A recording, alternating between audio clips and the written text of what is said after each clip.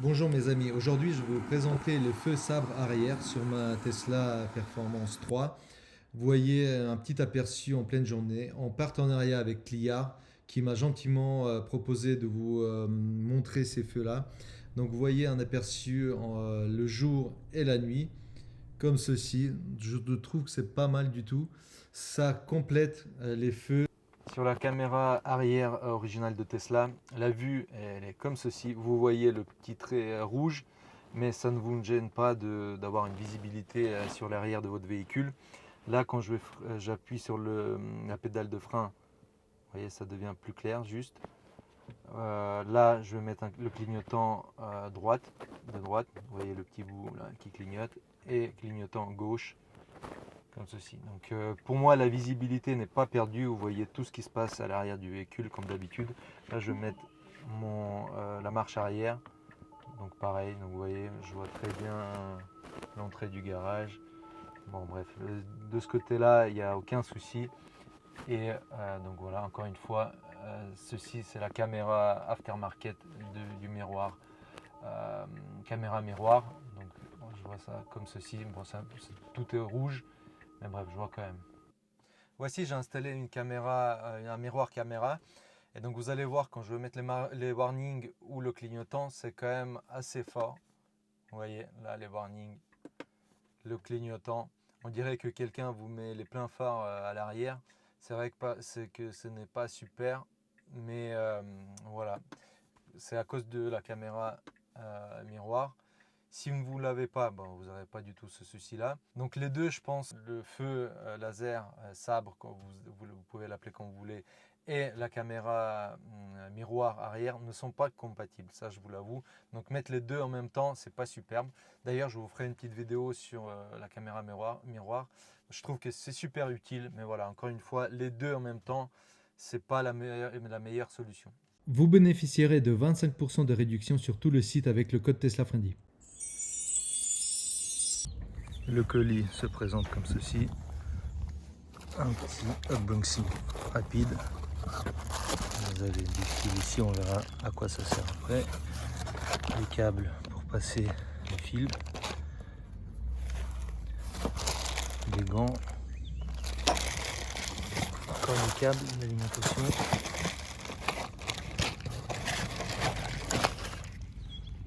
Et le sabre laser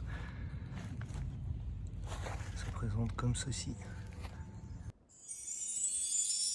Donc on enlève le cache pour avoir accès au câble.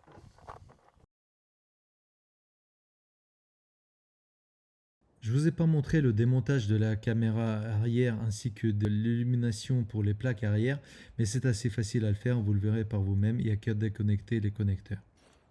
Donc pour connecter tout ça, le fil que vous aviez passé de là à là, qui passe par ici, qui rentre là, et qui arrive là, et là, ici, ça c'est ma caméra miroir.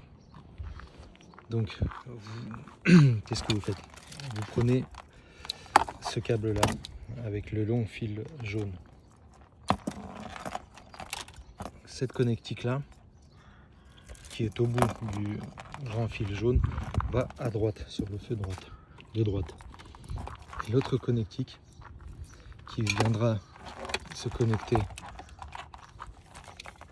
à ce boîtier-là, du côté du boîtier, ici, vous le passez du côté gauche. Moi j'ai déjà connecté, donc boîtier, n'oubliez pas, boîtier côté gauche, c'est pas très intuitif. Moi je dirais qu'il fallait le mettre là, mais après le feu, quand vous mettrez les clignotants, ils vont être inversés si vous ne faites pas correctement. Maintenant je remets en place les feux, enfin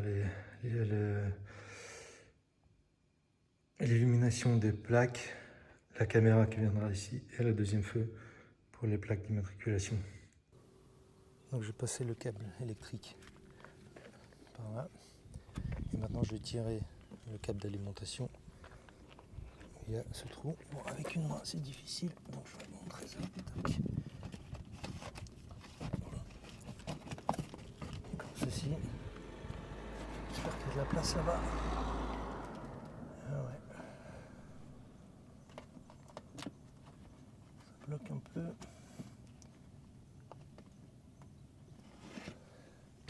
Donc boîtier, côté boîtier, tout à gauche.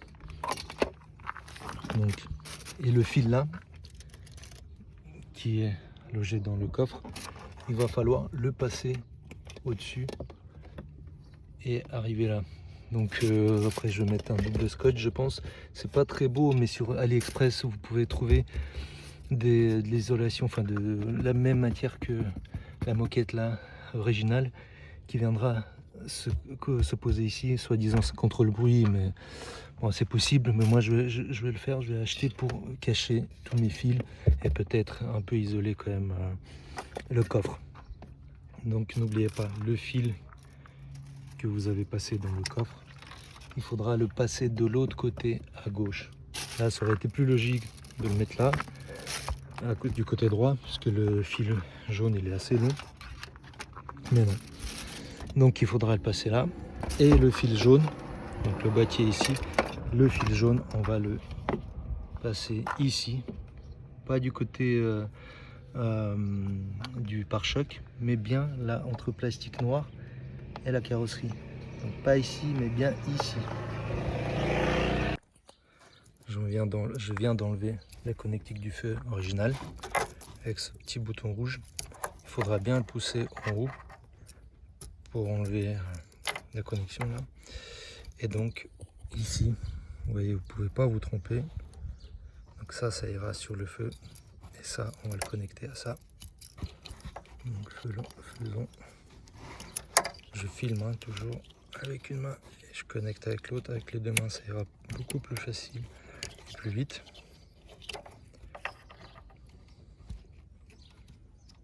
Bon, la légende dit que j'ai réussi au bout de la 100e fois.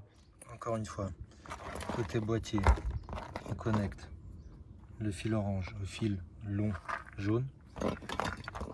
La deuxième connectique à ce câble là qui va se connecter ici sur la connectique du feu original. De l'autre côté, donc je fais passer le fil. Bon, je vais plus m'appliquer là, je filme et je le fais en même temps, donc c'est un peu difficile. Qui viendra ici avec cette connectique là, qui viendra s'installer ici sur la connectique du feu original droit. Donc je viens de faire la même chose du côté gauche. Donc là, je viens d'allumer le clignotant. Voilà les résultats. Je trouve que c'est pas mal. Moi, je vais commencer par le meubler au bout. Je vais éteindre le clignotant. Voilà les résultats. Je trouve que c'est super bien. On dirait que c'est l'original. Vraiment la même couleur entre le feu original. Donc là, j'ai fini de remettre ce joint-là d'isolation en place.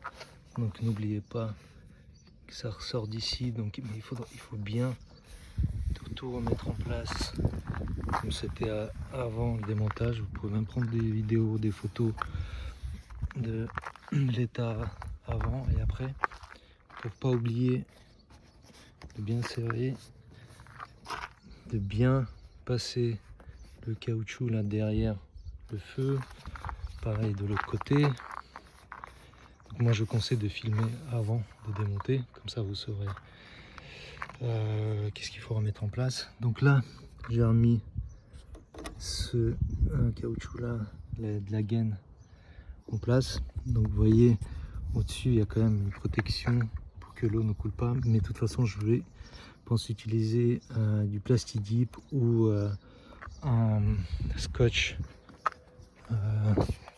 comme ceci pour bien isoler, pour avoir l'esprit tranquille.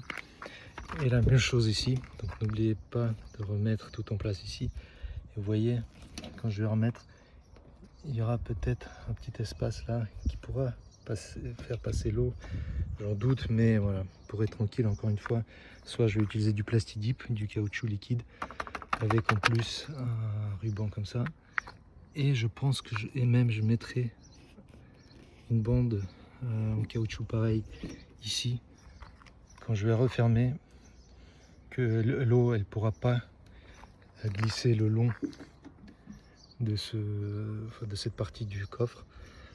Mais voilà, je pense qu'il y a vraiment peu de chances que ça rentre. Bon, là c'est un peu sale, donc il y a eu un peu d'eau peut-être. Mais bref, voilà. Plastidip et caoutchouc, Plastidip et le ruban isolant feront l'affaire.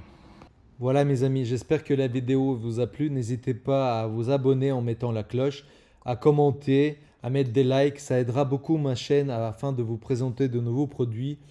Voilà mes amis. Ciao, ciao.